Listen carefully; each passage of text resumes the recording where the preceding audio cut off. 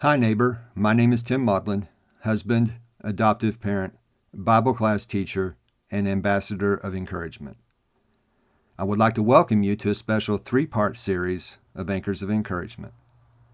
For those of you who are regular listeners to this podcast, you might recognize a pattern that I use on a regular basis. Here's a little behind-the-scenes look at how these episodes are created. After I record the episode, whether it's just me or with a guest, I like to go back and listen for an audio clip that I believe conveys the overall idea of that episode. Those clips become the intro for the episodes. Recently, I interviewed Dr. Rick Morton with Lifeline Children's Services. If you haven't listened to that interview yet, it is episode 93. During the post-production for Dr. Morton's interview, I not only found one audio clip I wanted to lead the episode with, I found three. That presented a dilemma: what to do. It's a good problem to have, but it didn't make sense to have three versions of the same interview.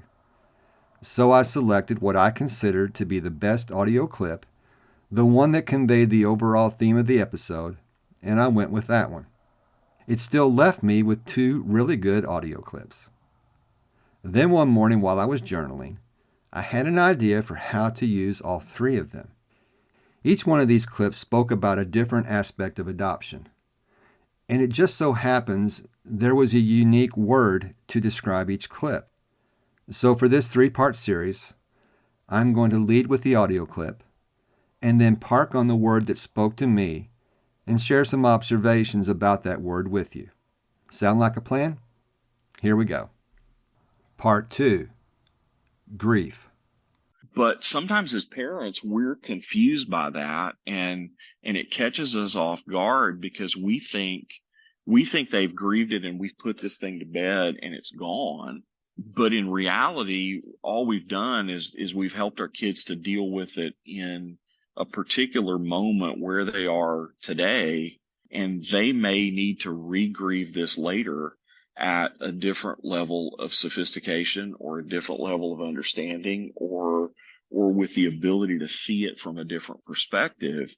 And that's something that we really need to be, kind of detectives for as well, because just like a lot of the other things that we see in our kids, grief may come out in a really dysregulated way.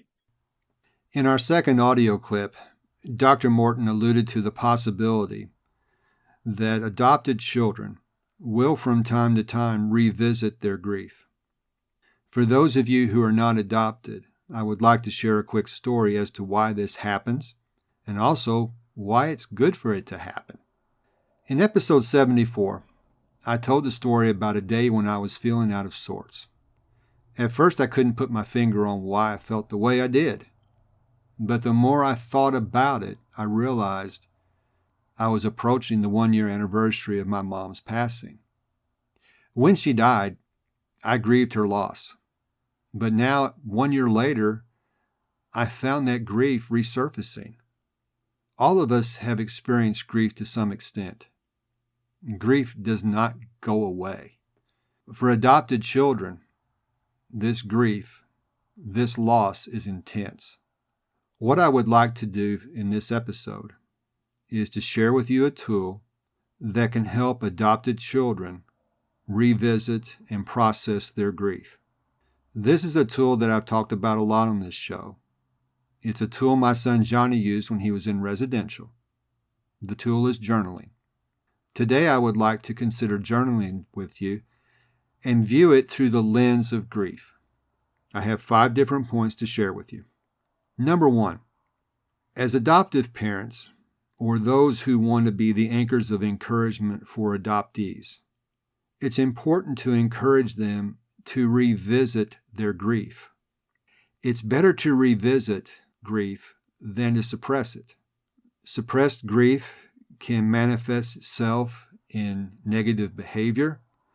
It can manifest itself in a child being sad. It's better to revisit it and process it again. Point number 2, encourage adoptees to embrace their grief. Again, don't suppress it. Don't push it to the side. It's better to embrace it. Now, as we look at this through the idea of journaling. As adoptees embrace their grief, we go to point 3. They are feeling their feelings. And this can be done through journaling. The quote I've shared with you multiple times when my son's therapist was explaining journaling to me. She said, you can think a feeling, you can speak a feeling, but if you want to touch a feeling, you need to write. In other words, you're feeling your feelings by journaling, by writing. As you're feeling your feelings, what you are doing, as we get to point 4, you are investigating those feelings. You're digging deeper. You're becoming your own detective. You're understanding yourself at a different level. And then we get to point number 5. And this is the one that I really believe exemplifies why journaling is such a powerful tool and why you can use it for yourself to revisit, to process your grief. As we mentioned in episode 97, these children are heroes. But a hero doesn't have to be reckless.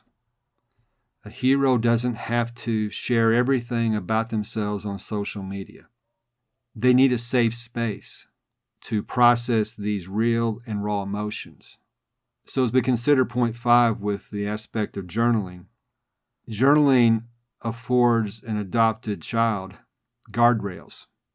It gives them guardrails, this safe space to be vulnerable and to process their real and raw emotions. Another quote I share with you a lot on this podcast is from Anne Frank. Paper is more patient than people. There are things you can say to paper that you would not want to say to anyone else. And you can do so with safety. You can say these things. You can start to understand why you feel the way you feel. And you can say these things and get them out of your system. Let's get to your daily doable and look for ways that we can help facilitate journaling for adopted children and how they can use it to help them revisit their grief. I know adoptive parents want to be the mentors and encouragers for these heroes. You can encourage them to journal. You can walk them through these steps that we've outlined today. You can tell them it's okay to revisit their grief. It's okay to embrace it. It's okay to feel these feelings. It's better to do all of this than to suppress it. You can tell them they can investigate, they can touch these feelings with pen to paper. But they can do so safely. They don't have to share this on social media. They can share it to paper, and that's where it can stay. But by doing this, it's going to help them process their grief on an entirely different level. Parents can do this. Friends and family can do this as well. You could buy them a journal. You can say, here's a journal. I don't need to see what you write in this, but here's some things you might consider. I would like to give it a try. I think if we can share these ideas with adopted children, we can help them to navigate these challenges that they face. Again, these feelings and this loss and this grief, it's deep and it's hurtful. The only way to really address this in a healthy way is to confront it. And this is one of the ways that they can do it. And they can do this at any time, any place that they need to. That's all for this episode. I want to thank you for joining me. We have one more audio clip to consider in this series, but that's all for today. Until next time, this is Tim, encouraging you to do what you can now.